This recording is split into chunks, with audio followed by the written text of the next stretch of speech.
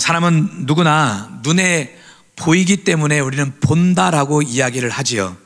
그러면 실제로는 보고 싶은 것만 보는 것이라고 이야기를 합니다. 이 심리학자들은 이를 인지적 편향이라고 이야기를 하는데요. 이게 무슨 뜻이냐면 사람의 눈은 약 1억 개의 시각세포로가 있대요. 그 1억 개의 시각세포로 눈에 보이는 사물을 본다는 거지요. 그러나 과학자들은 인간이 실제로 보고 있는 것은 전체의 10%도 되지 않는다고 말합니다. 나머지 90%는 우리의 뇌가 의미를 해석해서 만들어낸 이미지로 보는 것이래요. 쉽게 예를 들면 이런 것입니다. 자, 누가 번지점프를 해요. 번지점프를 하는 모습을 봐요. 똑같은 상황을 보는데 이 두 사람의 반응이 서로 다르게 나타납니다. 한 사람은 번지점프하는 저 모습을 보고 아유, 저 무서운 걸 왜 하고 있지? 저런 걸 왜 하고 있지? 누구냐면 저는 그렇게 반응하거든요. 저것을 왜 저러고 있을까? 저는 그렇게 반응하는데 반면에 반대의 방향을 보이는 사람도 있겠죠. 야, 재밌겠다. 나도 한번 저 번지점프 하고 싶다. 얼마나 신이 날까? 얼마나 재밌을까? 이렇게 반응을 하기도 하지요. 여러분, 눈앞의 현실은 똑같은 거예요. 번지점프 하는 그 모습을 보는데 한 사람은 재밌겠다고 말을 하고 한 사람은 저런 짓을 왜 하냐고 이렇게 이야기를 하고, 이유가 무엇입니까? 바로 우리의 뇌가 다르게 해석하기 때문에 그렇다는 것입니다. 이것이 보는 시각을 다르게 한 것이라고 말을 합니다. 그러기에 인간은 보는 대로 믿는 존재가 아니라 믿는 대로 보는 존재라고 이야기를 해요. 여러분, 이것이 우리 인간의 눈, 우리의 육안이 가지고 있는 한계라는 것입니다. 여러분, 그러므로요, 여러분, 눈으로 본다고, 육안으로 본다고 보는 모든 것이 전부라고 생각하면 큰 착각입니다. 사실 그것은 몇 프로밖에 안 되는 거예요? 10%밖에 안 되는 거예요. 나머지는 우리의 뇌에서 해석해서 만들어낸 이미지예요. 자, 똑같은 사람인, 예를 들어 저를 들어볼게요. 자, 여러분 중에는 제가 마음에 드시는 분도 있고 제가 마음에 안 드시는 분도 있겠지요. 근데 저를 마음에 들어 하시는 분들은 제가 무슨 행동을 하든 무슨 어떤 말을 하든 다 어떻게 보이냐, 그게 은혜로 보이는 거예요. 좋게 보이는 거지요. 그러나 저에 대해서 별로 크게 호감이 없으신 분들은 제가 똑같은 말을 하고 똑같은 행동을 했는데도 왜 목사님이 저렇게 말하지? 왜 저렇게 행동하지? 라고 반대의 생각을 갖는 거예요. 여러분, 그것은 우리의 눈이 잘못된 겁니까? 아니죠. 우리의 뇌에서 이미 나는 우리 목사님 별로 안 좋아, 나는 우리 목사님 정말 좋아, 이렇게 이미지화 시켰던, 해석해냈던 그런 이미지가 우리의 눈으로 나타나게 된다는 거예요. 이것이 바로 육안의 한계이지요. 근데 우리의 눈은 육안만 있습니까? 그렇진 않아요. 심안도 있습니다. 마음의 눈도 있다고 이야기를 합니다. 여러분, 심안이 열리면 육안으로 보는 현상 너머에 있는 의미를 볼 수 있어요. 그래서 누군가의 말 뒤에 숨어 있는 그 진심, 이 참 여자분들은 그렇대요. A 언어가 있고 B 언어가 있다고 하더라고요. 그래서 여자분들은 말한 그대로를 고지고대로 들으면 절대 안 된다고 하잖아요. 제가 이 결혼 주례할 때마다 꼭 하는 예 가운데 하나가 있는데, 이 여자분들, 특히 이제 우리 결혼을 앞두고 있는 그런 분들이 있다면, 여자친구가 물어봐요. 자기야, 나 사랑해? 그럼 이것은 사랑을 확인받고 싶어서 물어보는 게 아니라고 했잖아요. 이게 무슨 뜻이냐? 자기야, 나 지금 사고 싶은 게 생겼어요 라는 뜻이에요. 그래서 그때는 뭐 사랑해 이런 고백을 하는 게 아니에요. 그럼 또 물어봐요. 그럼 자기야, 나 얼마만큼 사랑해? 라고 물어보면, 이러면 이것은 뭐 더 사랑을 더 많이 하는지 적게 하는지 이것을 물어보는 것이 아니라 무슨 뜻이냐면, 자기야, 나 오늘 큰일 저질렀어요 라는 뜻이에요. 이렇게 이게 여자의 언어는 A 언어가 있고 B 언어가 있대요. 근데 심안이 열리면 꿰뚫어 보는 능력이 있어요. 그래서 그 말의 의미를 알게 된다는 거지요. 또 사건 속에 숨은 교훈을 읽어내기도 한다는 것입니다. 그래서 심안이 열린 사람은 세상을 깊이 보게 된다는 거지요. 그럼에도 불구하고 이 심안에도 한계가 있다는 겁니다. 그것이 무엇이냐면, 심안은 인간의 내면의 경험과 감정에 의존하기 때문에 그래요. 내 내면의 감정이 좋게 되어 있으면 좋게 해석을 하지만, 내 마음이 진짜 지금 힘들고 어려우면 좋게 볼 수가 없다는 거예요. 이게 바로 심안의 한계점이라는 겁니다. 성경은 우리에게 무엇을 열어야 된다고 이야기하느냐? 영안을 열어야 된다고 말을 해요. 눈에 보이는 눈, 마음의 눈을 넘어서 영안, 하나님의 시선으로 세상을 보는 눈이 열려야 된다고 말을 하고 있습니다. 이 눈이 열릴 때 비로소 우리에게 보이지 않는 것들이 보이게 된다는 것이지요. 그래서 바울은 고린도후서에서 이렇게 이야기를 하고 있습니다. 자, 고린도후서 4장 18절 같이 한번 읽어볼게요. 우리가 주목하는 것은 보이는 것이 아니요 보이지 않는 것이니 보이는 것은 잠깐이요 보이지 않는 것은 영원함이라.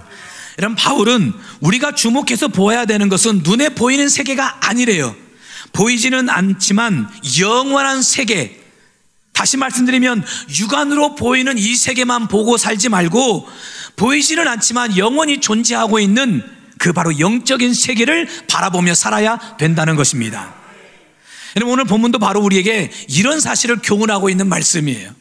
여러분, 비록 우리가 눈에 보이는 현실 세계를 살지만 육안으로만, 심안으로만 이 세상을 바라보지 마십시오. 영적인 눈을 열어서 이 세계를 바라보시기를 주님의 이름으로 축원합니다. 여러분, 영안이 열려서 바라보면 우리의 인생에 신바람이 나요. 정말 기가 막힌 은혜와 축복들이 우리의 삶에 펼쳐져 있는 것이 보이게 되어 있어요.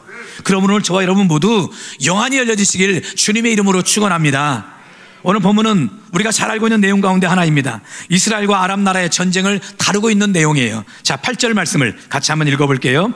그때 아람 왕이 이스라엘과 더불어 싸우며 그의 신복들과 의논하여 이르기를 우리가 아무데 진을 치리라 하였더니, 이런 8절 말씀에서 눈여겨볼 것이 그때라는 단어예요. 그때. 여기서 말하는 그때가 과연 어느 때냐라는 것이죠. 성경학자들은 여기서 말하는 그때를 바로 나아만 장군이 나병으로부터 치유받은 때 그 이후라고 이야기를 합니다. 여러분, 실제로 열왕기하 5장에 보면 아람 나라의 군대 장관이었던 나아만이 한센병, 나병에 걸려서 이 엘리사를 통해서 고침받고 치료받는 사건이 있었어요. 근데 그 사건 이후에 아람 나라 왕이 이스라엘을 쳐들어온 거예요. 자, 그럼 한 가지 질문이 생기지요. 여러분, 은혜를 입고서 싸움 걸어오면 됩니까? 안 됩니까? 안 되지요. 우리는 그런 사람을 뭐라고 말을 하느냐? 사자성어로 배은망덕이라고 이야기를 해요. 배은망덕한 사람이지요. 어떻게 은혜를 입고 오늘 은혜를 입었는데 내일 당장 두 손을 걷어붙이고 나랑 싸우자고 달려들면 이건 사람이 아니지요. 인간이라고 할 수가 없지요. 그런데 아람 왕은 그랬다는 겁니다. 그러면 실제로 그럴 수 있느냐? 얼마든지 그럴 수 있어요. 여러분, 성경에 이방 나라들이 몇몇 사람들이 소개되고 있는데 이 이방 나라 왕들은요, 우리가 생각하는 것처럼 은혜를 안다든지 의리를 지키는 사람들이 아니었어요. 이익에 따라서, 국익에 따라서 얼마든지 그들의 마음이 하루에도 12번도 더 바뀌던 사람들이었어요. 대표적인 인물이 바로 출애굽할 때, 이스라엘 백성들이 출애굽할 때 10번이나 마음이 바뀌었던 이집트의 왕 바로지요. 여러분, 언제는 백성들을 보내겠다고 하다가 또 어느 때는 안 보내겠다고 하다가 어느 때는 보내겠다고 하다가 어느 때는 안 보내겠다고 하다가 마음이 몇 번이나 바뀌어요? 10번이나 막 바뀌는 거예요. 뿐만 아닙니다. 다니엘서에 나오는 느부갓네살 왕도 그렇습니다. 다니엘이 이 느부갓네살 왕의 꿈을 꿨는데 이게 영 찝찝해가지고 해몽을 못하고 있을 때 다니엘이 하나님의 은혜로 기가 막히게 꿈 해몽을 해내거든요. 그때 이 느부갓네살 왕이 이 꿈 해몽 이야기를 듣고, 이야, 진짜 하나님 대단한 분이다, 정말 유일한 신이구나, 이 당장이라도 하나님은 믿을 것처럼 그렇게 이야기를 했거든요. 근데 그런 뒤에 느부갓네살 왕의 한 행위가 무엇이냐면 자신의 형상으로 금으로 금신상을 만들어가지고 온 백성들로 하여금 그 금신상 앞에 절하게 했어요. 절하지 않았던 다니엘의 세 친구를 어떻게 합니까? 풀무불에 던져넣지 않습니까? 여러분, 어떻게, 여러분, 이 의리가 있는 사람들입니까? 은혜를 아는 왕들이에요? 그렇지 않아요. 아람 왕도 똑같은 거예요. 나아만의 치료는 사적인 것이고 개인적인 것이고, 또 전쟁은 나라를 위한, 국익을 위한 것이니 얼마든지 전쟁해도 괜찮다는 거예요. 나아만의 치료는 치료인 것이고 전쟁은 또 전쟁이라는 생각으로 전쟁을 치르게 된 것이죠. 자, 그렇게 많은 군사를 이끌어 이스라엘을 쳐들어왔는데 이상하게 아람 나라 군사들이 가는 곳마다 이스라엘 군사들이 매복해 있는 것입니다. 참 희한합니다. 누군가가 이 내부에 첩자가 있지 않고서는 도저히 알 수 없는 그런 비밀 사항들을 이스라엘 백성들이 어떻게 알고 미리미리 다 매복군을 만들어 가지고 이 아람 나라가 전쟁마다 패하고만이 참 기가 막힐 노릇이지요. 근데 그 이유가 누구 때문이라고 이야기를 하느냐? 자, 열왕기하 6장 11절 12절을 같이 한번 읽어볼게요. 이러므로 아람 왕의 마음이 불안하여 그 신복들을 불러 이르되 우리 중에 누가 이스라엘 왕과 내통하는 것을 내게 말하지 아니하느냐 하니 그 신복 중에 한 사람이 이르되 우리 주 왕이여 아니로소이다. 오직 이스라엘 선지자 엘리사가 왕이 침실에서 하신 말씀을 이스라엘의 왕에게 고하나이다 하는지라. 누구 때문이래요? 엘리사 선지자 때문이라는 거예요. 그래서 왕이 말과 병거와 많은 군사를 보내어 엘리사가 있는 도단성을 겹겹이 에워쌉니다. 이 장면을 누가 먼저 봤느냐? 엘리사의 종 게하시가 봤더니 이 게하시의 반응이 어떠하냐? 자, 6장 15절 같이 한번 읽어볼게요. 하나님의 사람의 사환이 일찍 일어나서 나가보니 군사와 말과 병거가 성읍을 에워쌌는지라. 그의 사환이 엘리사에게 말하되 아하 내 주여 우리가 어찌하리이까 하니 아하 내 주여 우리가 어찌하리이까. 영어 성경에 보니까 Oh no my Lord what shall we do 이렇게 번역을 했어요. 물론 주여 이제 우리가 어떻게 해야 되는 것입니까? 여러분 이것은요 지금 이 고역은 완전히 패닉 상태에 빠져버린 거예요. 패닉 상태에 빠진 아주 그 절규의 음성이었어요. 여러분 당연하지 않겠습니까? 눈 떠보니까 왜 아람 나라 군사들이 막 수천 명이 수만 명이 와가지고 겹겹이 성을 에워싸고 있으니 여러분 거품 물고 죽지 않은 것이 다행이지요. 그런데 엘리사의 반응은 어떠했냐? 16절 같이 볼게요. 대답하되 두려워하지 말라. 우리와 함께한 자가 그들과 함께한 자보다 많으니라 하고. 여러분 똑같은 상황과 똑같은 위기 앞에서 사환은 패닉에 빠져서 두려워하고 있는데 엘리사는 어떻습니까? 두려워하지 않고 있어요. 오히려 강하고 담대하며 다른 사람마저도 두려워하지 말라고 이야기를 해요. 여러분 이렇게 담대할 수 있었던 이유가 어디 있었을까요? 엘리사가 영적인 눈을 떠서 보이지 않는 불말과 불병거를 봤기 때문에 그런 것이에요. 그래서 엘리사가 어떻게 기도합니까? 17절 같이 읽어볼게요. 기도하여 이르되 여호와여 원하건대 그의 눈을 열어서 보게 하옵소서 하니 여호와께서 그 청년의 눈을 여심해 그가 보니 불말과 불병거가 산에 가득하여 엘리사를 둘렀더라. 여러분 육안으로만 보았을 때는 도단성을 겹겹이 에워싼 아람 나라의 수천의 수만의 군대만 보이지요. 그러니 두렵지요. 그러나 사환이 영적인 눈을 떠서 보니까 그의 눈에도 무엇이 보이는 겁니까? 불말과 불병거가 보였어요. 여러분 영적인 눈이 떠지면 하나님의 은혜가 보이게 되는 줄 믿습니다. 하나님이 준비하신 엄청난 축복들이 우리의 눈에도 보이게 되는 거예요. 우리가 세상이라는 광야에 살면서 왜 두렵고 때로는 낙심하고 절망하는 줄 아십니까? 여러분 우리 인생을 에워싸고 있는 그 수많은 문제들 여러 가지 위기만 우리의 육안으로 바라보기 때문에 그런 거예요. 여러분 육안으로 세상을 보십시오. 희망 있습니까? 소망이 보입니까? 답답하잖아요. 뭔가 좀 언제 이 터널의 끝이 끝날지 보이지 않지 않습니까? 그러나 영적인 눈을 떠서 보면 우리의 인생의 문제보다도 우리의 위기보다도 훨씬 더 크고 위대하신 하나님이 보이는 거예요. 하나님의 역사하심이 보이는 거예요. 그래서 엘리사가 어떻게 기도하느냐? 그의 눈을 열어 보게 하옵소서라고 기도한 거예요. 여러분 영적인 눈이 떠지면 비로소 보이는 진짜가 있어요. 그것을 봐야 두려움을 떨쳐낼 수가 있는 것입니다. 강하고 담대하게 살아낼 수 있는 거예요. 오늘 이 엘리사의 기도가 오늘 우리의 기도가 되시길 주님의 이름으로 축원합니다. 주여 우리의 영안을 열어주옵소서. 영적인 눈이 떠지게 하여 주옵소서. 그래서 진짜를 보게 하여 주옵소서. 이렇게 기도하는 마음을 가지고 이 오래된 찬양인데 우리 함께 우리 에바다 찬양하도록 하겠습니다.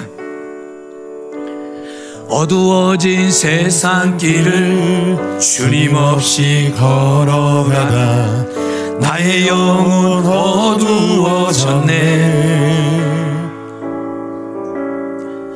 어느 것이 길인지 어느 것이 진리인지 아무것도 알 수 없었네. 주님 없이 살아가는 주님 없이 살아가는 모든 삶 실패와 좌절뿐이네. 사랑하는 나의 주님 내 영혼 눈을 뜨게 하소서. 열려라 의 바다 열려라,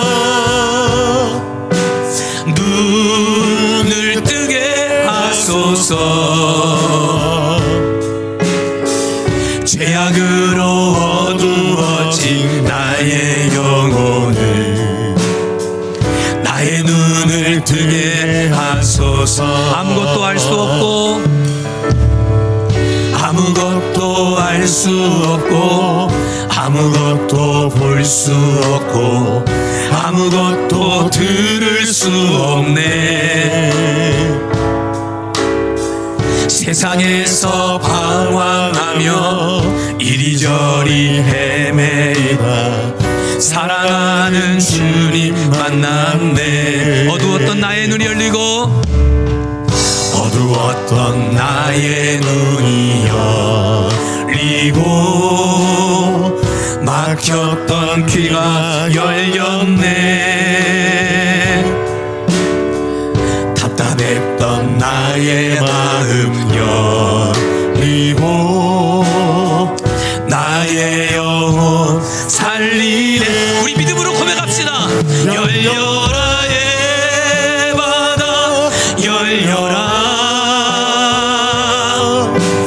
눈을 뜨게 하소서. 죄악으로 어두워진 나의 영혼을 나의 눈을 뜨게 믿음으로 우리 눈 열어주게 하여 주옵소서. 열려라 의 바다 열려라, 눈을 뜨게 하소서. 죄악으로 어두워진 나의 영혼을 나의 눈을 뜨게 하소서. 할렐루야. 자, 그러면 이 영안이 열리면 비로소 보이는 것이 과연 무엇일까요? 오늘 우리가 이 세상을 살면서 영적 눈을 열어서 보아야 되는 것이 과연 무엇일까요? 첫째, 하나님의 길이 보여요. 여러분, 하나님의 길은 세상의 길과 달라요.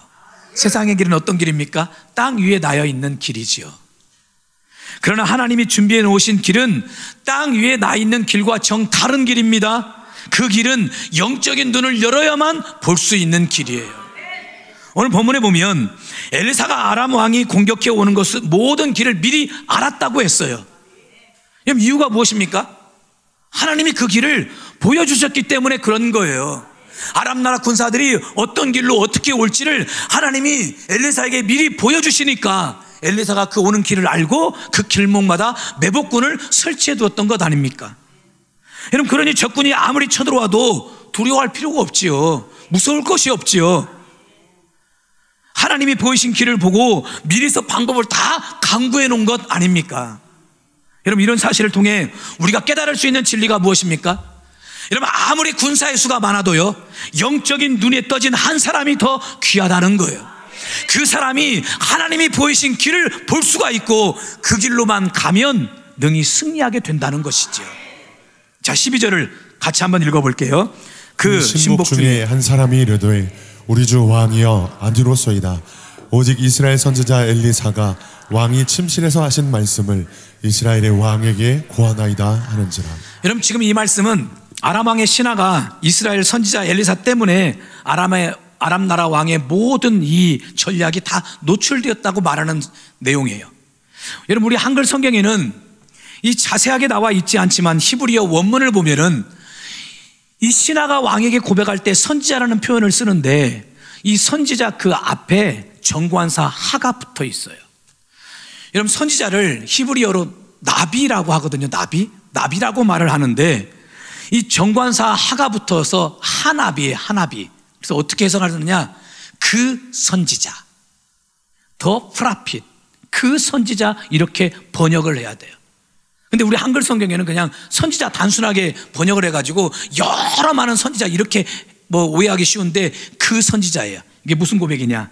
지금 아람 왕의 신복은 엘리사를 그냥 선지자로 보는 것이 아닙니다. 하나님과 깊이 교제하며 하나님의 음성을 듣고 하나님이 보이신 길을 미리 알고 그 결과 이스라엘을 지켜내고 있는 바로 그 선지자. 그 선지자가 이스라엘에 있기 때문에 아람 나라가 계속해서 패할 수밖에 없다라고 말을 하는 거예요. 여러분, 시대가 아무리 암담해도요, 정말 깨어서 기도하며 하나님의 길을 볼 수 있는 한 사람만 있다면 국가가 살게 될 줄 믿습니다. 여러분, 우리 교회도 마찬가지예요. 하나님의 영적인 눈이 떠져서 하나님의 길을 보는 한 사람만 있어도 우리 교회가 회복되고 살게 될 줄 믿습니다. 우리의 가정도 마찬가지고 우리의 인생도 마찬가지고 우리의 자녀들도 마찬가지예요. 여러분, 16세기 스코틀랜드에서 교회 개혁을 주도했던 인물 중에 한 사람이 바로 존 낙스입니다. 이분은 원래 가톨릭 사제였어요. 신부였어요. 천주교 신부. 근데 이런 분이 여러 우여곡절 끝 어려움을 겪다가 이 스위스 제네바에 가게 됩니다. 거기서 누구를 만나느냐 하면 칼빈을 만나요. 칼빈을 만나고 난 뒤에 이 칼빈의 어떤 교회론과 그의 신앙과 그의 믿음과 그의 교리, 그의 신학, 이것에 참 많은 도전을 받아요. 큰 은혜를 받아요. 그래서 이 낙스가 그 후에 스코틀랜드에 돌아와서 교회를 세우게 됩니다. 근데 그 당시 영국의 왕이 메리 여왕이었습니다. 메리 여왕. 근데 이분은 가톨릭 신자였어요. 그 낙스는 이제 개신교 목사님이었고, 여러분, 천주교하고 우리 개신교하고는 신학 자체가 엄청나게 차이가 있어요. 엄청난 차이가 있어요. 그러니 메리 여왕하고 이 존 낙스가 서로 갈등할 수밖에 없었지요. 여러분, 이때 이 존 낙스가 이 메리 여왕 때문에 참 많은 고초와 고통과 아픔을 겪습니다. 그럼에도 불구하고 그 모든 고난과 고초를 다 이기고 스코틀랜드에 교회를 세우는데, 여러분, 그 교회가 바로 장로교회의 시발점이 돼요. 여러분, 우리 교회는요, 대한예수교 장로회 합동총회에 속한 교회입니다. 우리 교회가 속한 그 신학교는 사당동의 총신대학교예요. 또 이제 대학원은 저 양지에 있지만요. 여러분들은 지금 성결교 교인도 아니고 순복음 교인도 아니고 과거에 어찌됐든지 간에 지금은 다 이제 내가 이제 대한예수교 장로회 장로 교인으로 지금 신앙생활을 하고 있어요. 그러면 장로 교인으로 신앙생활을 하고 있다면 장로 교회의 뿌리가 어디인지 정도는 알아야 여러분 장로 교인이라고 하지 않겠습니까? 여러분, 우리 장로교회의 뿌리는 크게 두 가지로 말할 수가 있습니다. 첫째는 교리적 뿌리를 말할 수 있고, 두 번째는 제도적 뿌리를 말할 수가 있어요. 교리적 뿌리는 누구의 영향을 받았느냐? 바로 칼빈의 영향을 받습니다. 칼빈의 교리와 칼빈의 신앙과 칼빈의 신학, 이것이 오늘 우리 장로교회의 뿌리가 돼요. 시간이 좀 짧아서 다 말씀드릴 수는 없지만 이게 교리적 뿌리이고요. 자, 반면에 제가 조금 전에 말씀드렸던 이 존 낙스가 칼빈의 그 신앙과 신학의 또 교회론의 큰 도전과 은혜를 받았다고 했지 않습니까? 그래서 이분이 이 큰 은혜를 받고 도전을 받고 그 스코틀랜드의 교회를 세웠는데, 그 교회가 바로 장로교회의 시발점이 되었다고 말씀을 드렸어요. 이것이 바로 제도적 뿌리입니다. 여러분, 그 당시 유럽의 많은 나라들은 로마 카톨릭의 영향 아래에 있었습니다. 그런데 스코틀랜드만큼은 우리는 저 카톨릭을 따르지 않겠다, 저들과 우리는 함께 할 수 없다, 우리 카톨릭의 그 신앙과 교리를 우리는 따를 수가 없다. 그래서 독립해서 장로교회를 국교로 세웁니다. 스코틀랜드가. 여러분, 이 얼마나 참 위대한 일입니까? 그 일을 누가 하느냐? 바로 존 낙스가 한 거예요. 그래서 우리 장로교회에 어떻게 보면 창시자가 누구냐? 이 존 낙스예요. 근데 초창기 우리 장로교회의 그 성도들이 어떻게 신앙생활 한 줄 아십니까? 저는 우리 성도들한테 몇 번 말씀을 드렸어요. 스코틀랜드의 언약도들에 대해서. 여러분, 이 존 낙스의 영향을 받은 많은 스코틀랜드의 성도들이 하나님 앞에 서약을 합니다.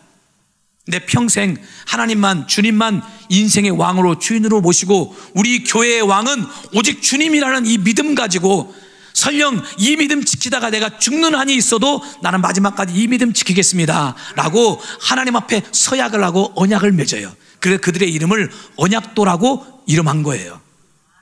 여러분, 당시 영국은요, 국왕이 교회의 왕이라고 주장했어요. 그래서 국교회 체제를 만들었거든요. 그리고 이 모든 국교회 체제를 유럽에 있는 모든 나라들에게 다 강요했어요. 스코틀랜드도 마찬가지였지요. 그러나 스코틀랜드의 성도들은 교회의 왕은 국왕이 아니라 교회의 왕은 누구시다? 오직 예수 그리스도시다. 이 믿음을 지키다가 18,000명이 순교당해 죽어요. 아버지가 죽고 남편이 죽습니다. 그 뒤를 이어서 그 아들이, 그 자식이, 그리고 그 부인이, 와이프가 교회의 왕은 오직 예수 그리스도이십니다라는 이 고백을 가지고 또 자식도 순교당하고 와이프도 부인도 순교당하고. 여러분, 이런 순교의 피로 지금까지 전해진 교회와 신앙이 바로 우리 장로교회예요. 그러니 우리가 장로교인이 된 것이 지금 얼마나 큰 은혜요, 축복인지 몰라요. 그리고 여러분, 우리가 어떻게 신앙생활을 해야 될 것인지도 우리 초창기에 우리 장로교회 그 성도들이 어떻게 신앙생활을 했는지, 그분들은 순교적 자세를 가지고 순교적 마음으로 신앙생활을 한 거예요. 마침 오늘이 이 종교개혁 주간이라 또 이런 말씀을 좀 드릴 수가 있어서 또 감사한 일인데요. 자, 그렇게 존 낙스가 밤마다 부르짖으며 기도한 아주 유명한 기도가 있지요. 하나님, 스코틀랜드를 나에게 주십시오. 그렇지 않으면 나에게 죽음을 주십시오. 여러분, 이 간절한 기도가 어두운 밤속에 있던 스코틀랜드를 깨웠고 마침내 장로교회를 만들게 되었던 거예요. 그래서 메리 여왕이 했던 아주 유명한 말이 있습니다. 나는 잉글랜드의 모든 군대보다도 존 낙스가 무릎 꿇고 기도하는 것이 더 두렵다. 여러분, 기억하십시오. 우리가 깨어서 기도하면 나라와 민족이 회복될 수 있는 줄 믿습니다. 가정이 살아나고 교회가 회복되고 교회가 부흥하며 우리 자녀들의 앞날이 활짝 열리게 되는 줄 믿습니다. 여러분, 왜 그런 줄 아십니까? 바로 영적인 눈이 떠져서 하나님이 보이신 길이 보이기 때문에 그런 거예요. 이것이 바로 영안이 열린 자가 비로소 볼 수 있는 첫 번째 은혜예요. 오늘 여러분 모두 영안이 열리시기를 주의 이름으로 축원합니다. 두 번째, 영안이 열리면 비로소 보이는 것이 무엇이냐? 하나님의 보호하심을 볼 수 있습니다. 자, 17절 말씀을 같이 한번 읽어볼게요. 기도하여 이르되 여호와여, 원하건대 그의 눈을 열어서 보게 하옵소서 하니 여호와께서 그 청년의 눈을 여심해 그가 보니 불말과 불병거가 산에 가득하여 엘리사를 둘렀더라. 여러분, 엘리사는 이미 불말과 불병거가 산에 가득하여 사방에서 자신을 보호하고 있는 것을 보았어요. 근데 종은 이것을 보지 못했기 때문에 눈을 열어 이 광경을 좀 보게 해달라고 기도했지요. 영적인 눈이 떠져서 드디어 게하시도 불말과 불병거를 보게 된 것 아닙니까? 여러분, 불말과 불병거가 무엇입니까? 하나님이 보내신 천군천사 아닙니까? 여러분, 잊지 마십시오. 세상이 우리를 포위하고 악한 자가 우리를 위험에 빠뜨릴 때 하나님은 절대 가만히 계시질 않아요. 천군천사를 우리에게 보내서 우리를 보호하고 우리를 지켜주시는 줄 믿습니다. 중요한 것은 이런 하나님의 돌보심과 보호하심을 우리가 눈을 떠서 봐야 되는 거지요. 이렇게 하나님의 보호하심을 보면 여러분, 겁날 것이 있습니까? 두려울 것이 있습니까? 없지요. 구약 스가랴 2장 1절부터 4절에 보면 예루살렘 성의 회복에 대한 말씀이 기록되어 있습니다. 여러분, 스가랴서는요, 바벨론에서 이제 돌아온 뒤에 바벨론 포로 이후에 쓴 성경이에요. 그래서 학개, 스가랴, 말라기 이 세 성경은 바벨론 포로 이후에 썼던 소선지서들이거든요. 근데 사실 포로에서 해방받고 이제 고토로 돌아와 보니까 예루살렘이 완전히 엉망진창이 되어버렸어요. 성벽은 다 무너져 내려버렸지요. 또 집들은 다 파해가 됐지요. 농토도 다 파괴되어 버렸지요. 더 나아가서 옛날에 그렇게 많이 살던 예루살렘 주민들이 다 어디 가버렸는지 이제 불과 예루살렘에 몇 명이 살지 않게 된 것입니다. 여러분, 이때 하나님은 환상을 통해 다시 예루살렘을 회복시킬 것을 말씀했어요. 자, 4절 말씀을 같이 한번 읽어봅니다. 이르되 너는 달려가서 그 소년에게 말하여 이르기를 예루살렘은 그 가운데 사람과 가축이 많으므로 성곽 없는 성읍이 될 것이라 하라. 자, 예루살렘 성 안에 다시 사람과 가축이 많아질 것이라는 거예요. 근데 참 이해가 안 되는 것은 그 다음 말씀입니다. 근데 뭐라고 말합니까? 성곽 없는 성읍이 될 것이라. 여러분, 사람이 많아지고 가축이 많아지는 것은 분명히 좋은 일이죠. 근데 아무리 사람이 많고 가축이 많은들 여러분, 성곽이 없어요. 성벽이 없어요. 그럼 불안해서 살겠습니까? 적군이 쳐들어오면 금방이라도 다 끝장나는 거 아닙니까? 이게 얼마나 불안하겠어요. 근데 불안해하지 않아도 될 이유가 바로 그 다음 절 5절 말씀에 있어요. 기가 막힌 말씀입니다. 같이 읽어볼게요. 여호와의 말씀에 내가 불로 둘러싼 성곽이 되며 그 가운데 영광이 되리라. 하나님께서 친히 예루살렘을 둘러싼 불의 성곽이 되어서 예루살렘의 모든 백성들을 지켜주고 보호해 주시겠다는 거예요. 여러분, 하나님께서 직접 불성곽이 되어서 지켜주시는데 감히 누가 쳐들어오겠습니까? 누구도 건드릴 수가 없지요. 이런 의미에서 우리가 이 위기를 당하거나 문제가 닥쳤을 때 그것만 바라보며 절대 두려워할 필요가 없는 이유가 무엇 때문입니까? 그럴 때일수록 우리가 하나님께 나아가서 감사의 기도를 드리며 하나님께 인생의 문제를 맡기면 하나님이 친히 우리의 불성곽이 되어주셔요. 불성곽이 되어서 우리를 지켜주고 우리를 보호해 주시는 거예요. 이런 하나님의 보호하심을 여러분 영적인 눈을 떠서 바라보시길 주님의 이름으로 축원합니다. 지난 23년도 107세의 나이로 하나님의 부르심을 받게 된 스탠리 템이라는 미국의 아주 유명한 사업가가 있습니다. 이분이 하나님이 나의 기업을 소유하시다, God owns my business 라는 책을 쓰신 분인데요, 이분이 미국 사회에서 아주 엄청나게 유명하신 분이십니다. 특히 크리스천 세계에서는 더더욱이나 그렇고, 유명한 이유가 무엇이냐면 이분이 자기 회사의 51%, 자기 회사 수익의 51%를 하나님 앞에 드렸어요. 11조만 드려도 대단한 것인데 수입의 51%를 하나님 앞에 드려요. 근데 더 대단한 거는 1955년도부터는 수익의 100%를 하나님 앞에 드렸어요. 사업은 자기가 한다고 하지만 이 모든 것은 하나님의 것이라고 해서 교회를 세우고 교회를 짓고 또 선교하는데 수익의 모든 수익금을 100% 하나님 앞에 드린 거예요. 대단하지요. 믿음 엄청난 것이지요. 여러분, 이렇게 믿음이 대단한 사람이면 하나님이 그의 인생을 막 형통하게 승승장구하게 여러분 축복해 주셔야 되는 거 아닙니까? 근데 이분이 60살이 되었을 때 이 척추암 3기 진단을 받습니다. 그 병원에서 얼마 살지 못한다는 거예요. 여러분, 이런 분이면 이 정도쯤 되면 암이 왔다가도 도망가야 되잖아요. 이분한테 가봐야 괜히 우리는 손해만 볼 것이다 하고 도망가야 되는데 척추암 3기로 얼마 못 산다는 거예요. 그래서 많은 사람들이 그렇게 말했습니다. 이 스탠리 템이 이제 하나님을 원망하고 불평하다가 죽게 될 것이다, 그렇게 이야기를 해요. 근데 몇 달이 지나고 난 뒤에 이분이 아주 건강한 모습으로 회사에 출근을 했어요. 그리고 예전과 똑같이 열심히 일을 하게 된 거예요. 많은 사람이 궁금했어요. 아니, 암 걸려가지고 곧 죽는다고 했는데 어떻게 살아서 지금 이렇게 직장에 출근하고 일을 하고 있느냐고. 이분이 이렇게 대답을 합니다. 제가 이 병에 걸렸을 때 저에게는 두 가지 선택의 길이 있었습니다. 하나는 하나님을 원망하고 죽을 것이냐, 또 하나는 그럼에도 불구하고 하나님께 감사할 것이냐. 그런데 저는 후자를 선택했습니다. 감사하는 쪽을 선택한 것입니다. 지금 나에게 있는 모든 것은 다 하나님이 내게 주신 은혜입니다. 물질과 시간, 사업과 생명 모두 하나님이 내게 주신 것입니다. 그리고 이분이 아프니까, 암에 걸려 아프니까 약은 드셔야 되지 않겠어요? 매일매일 약을 먹듯이 이분이 매일매일 감사의 약을 먹었다는 거예요. 하나님 감사합니다, 감사합니다. 하루에도 수백 번, 수천 번씩 감사합니다, 감사합니다.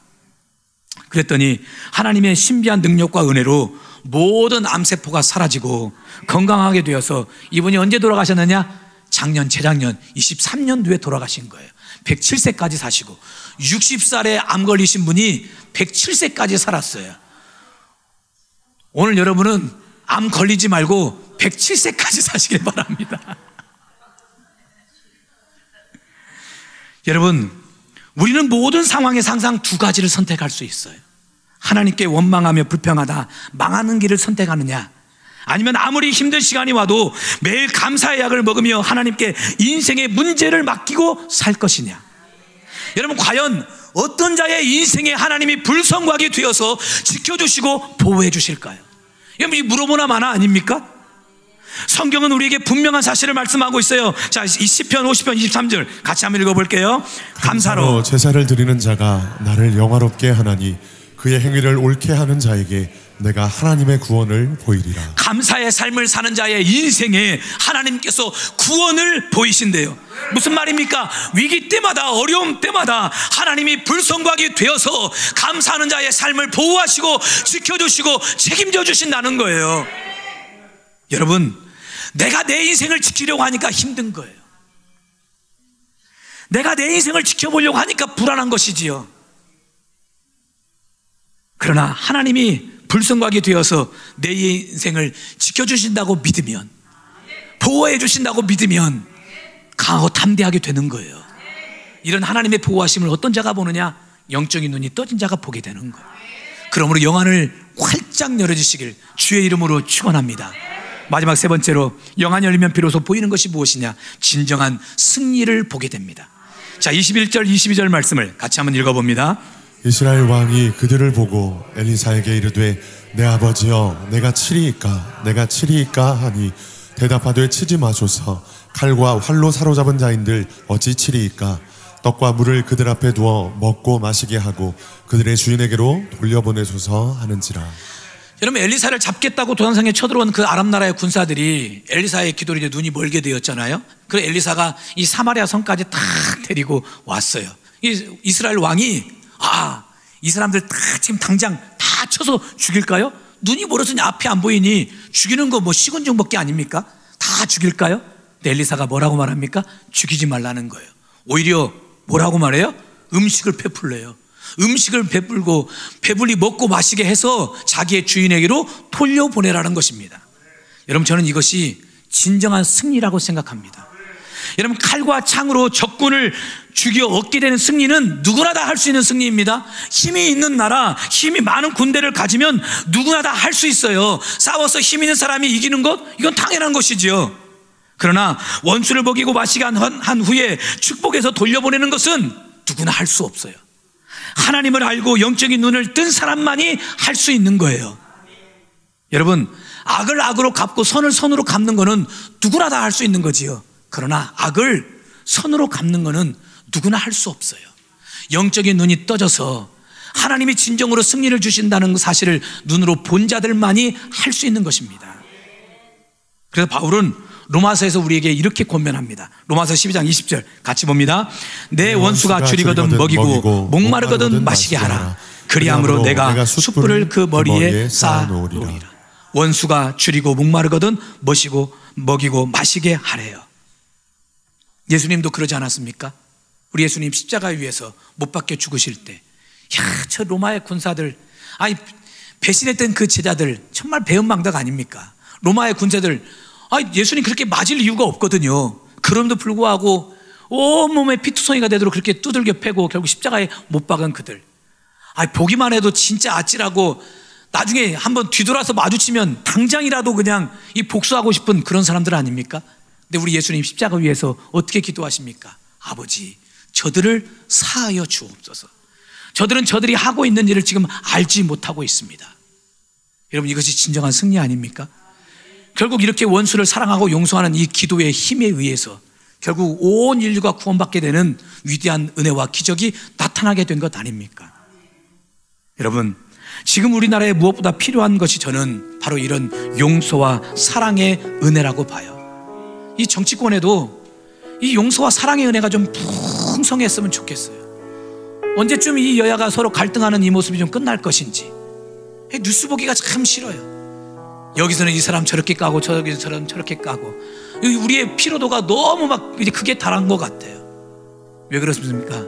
용서와 사랑이 없으니까 그런 거예요. 이런 우리 한국 사회에 용서와 사랑이 넘치고, 우리 교회 안에 용서와 사랑이 넘치고, 가정 안에 진정한 용서와 사랑이 넘치고, 아는 사람 모든 사람에게 용서와 사랑이 넘치고, 이것이 바로 진정한 승리의 모습이에요. 근데 이런 진정한 승리는 바로 영적인 눈이 떠져야만 볼 수 있는 거예요. 그러므로 사랑하는 성도 여러분, 영적인 눈이 떠지시길 바랍니다. 영적인 눈이 떠져서 영안이 열려서 하나님의 길을 보십시오. 하나님의 보호하심을 보십시오. 그리고 진정한 승리를 맛보십시오. 그럼 어떤 자가 영적인 눈을 뜰 수 있느냐? 오늘 본문에 보니까 엘리사가 기도를 통해 영적인 눈을 뜨게 했어요. 기도만이 우리의 눈이 떠지는 유일한 방법이에요. 그래, 기도를 통해서 영적인 눈이 떠져서 이제 더 위대한 것들, 비로소 보이는 것들을 봄으로 승리하는 삶을 살아내시길 주님의 이름으로 축원합니다. 아멘.